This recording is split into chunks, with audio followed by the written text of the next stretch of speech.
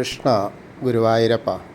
നമ്മളിന്ന് ഗുരുവായൂരപ്പൻ്റെ ഒരു പ്രത്യേക കാര്യം, അതായത് ഗുരുവായൂർ ക്ഷേത്രത്തിലെ ഉരൽപ്പുര, അതിനെ പറ്റിയിട്ട് ഒരു ഭക്തൻ ചോദിച്ചു. അത് പ്രകാരമാണ് ഞാനിപ്പോൾ പറയുന്നത്. എന്താണ് ഉരൽപ്പുര, എങ്ങനെയാണ് എന്നൊക്കെ.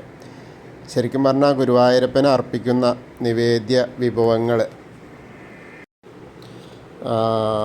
അതായത് തയ്യാറാക്കുന്നതിനുള്ള നെല്ല് ഉരലിൽ കുത്തിയിട്ട് അരിയാക്കുന്നത് ക്ഷേത്രത്തിൻ്റെ തെക്ക് പടിഞ്ഞാറ് ഭാഗത്തുള്ള ഉരൽപ്പുരയിലാണ്.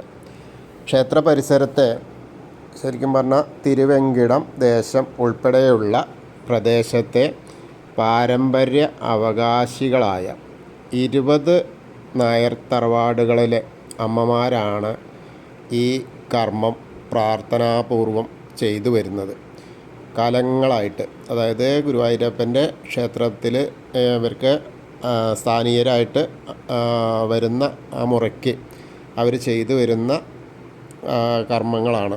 വളരെ വിപുലകരമായ രീതിയിൽ നടന്നു വന്നിരുന്നു. ഏകദേശം 15 വർഷം മുൻപ് വരെ നിവേദ്യത്തിനുള്ള വിഭവങ്ങൾ തയ്യാറാക്കാനിടയുള്ള മുഴുവൻ നെല്ലും ഇവർ ഇവിടെ ഉരുളിൽ കുത്തിയിട്ട് എടുക്കുന്നതായിരുന്നു.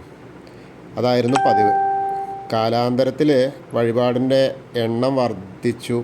അതേപോലെ ഓരോ പുരോഗമനങ്ങൾ എന്ന് പറയും പോലെ നെല്ല് മില്ലിൽ കുത്തിക്കൊണ്ട് വരുന്ന അരി ഉരപ്പുരയിൽ എത്തിച്ച ശേഷം മുറത്തിലിട്ട് നന്നായി പാറ്റി അതായത് ചേറി അതിലെ കല്ല്, കേടായ അരിമണികൾ എന്നിവയൊക്കെ മാറ്റി വൃത്തിയാക്കിയിട്ട് ദേവസ്വത്തെ ഏൽപ്പിക്കുകയാണ് ഇപ്പോഴത്തെ പതിവ്. അതിൻ്റെ എങ്ങനെയാണെന്ന് വെച്ചാൽ അതിൻ്റെ കൂലി എന്ന് പറഞ്ഞാൽ 10 പറ നെല്ല് ദേവസ്വം നൽകുമ്പോൾ 3.25 പറ അരി ഇവർ തിരിച്ച് നൽകണം.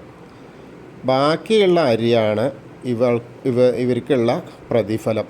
മറ്റ് പ്രതിഫലമൊന്നുമില്ല.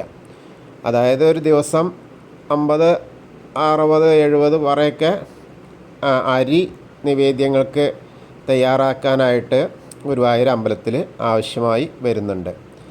അതുപോലെ തന്നെ ഏറ്റവും പ്രധാനപ്പെട്ട ഉദയാസ്തമന പൂജ, അതേപോലെ നിവേദ്യത്തിനുള്ള അപ്പം, അട, നെയ്പ്പായസം, പാൽപ്പായസം എന്നിവയ്ക്കുള്ളതൊക്കെ ഉരൽപ്പുരയിൽ നിന്നുള്ള അരിയാണ് ഇന്നും ഉപയോഗിച്ച് വരുന്നത്.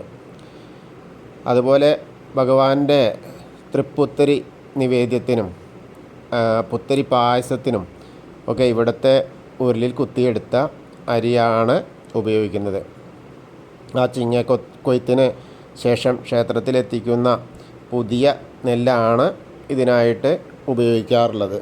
അപ്പം അത് അത്രയും പ്രാധാന്യം ഭഗവാന്റെ കാര്യങ്ങൾക്ക്, നിവേദ്യത്തിനും മറ്റു കാര്യങ്ങൾക്കൊക്കെ ആയിട്ട് ഏറ്റവും പ്രാധാന്യമുള്ള ആ ഉരൽപ്പുരയാണ്. അപ്പോൾ അതിനെക്കുറിച്ച് ഒരു ഭക്തൻ ചോദിച്ചപ്പോഴാണ് ഏതായാലും അതൊരു വീഡിയോ ആയിട്ട് ചെയ്യാമെന്ന് പറയുന്നു.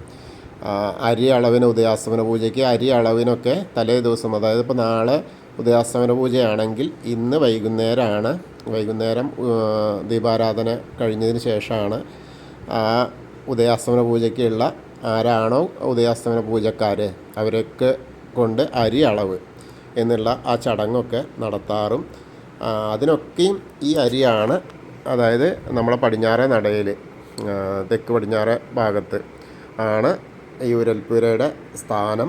അവിടെയാണ് ധാരാളം അമ്മമാർ, ഈ 20 കുടുംബങ്ങളിൽ നിന്നുള്ള അമ്മമാർ വന്ന് ഭഗവാന് വേണ്ടിയിട്ട് സേവ ചെയ്യുന്നത്.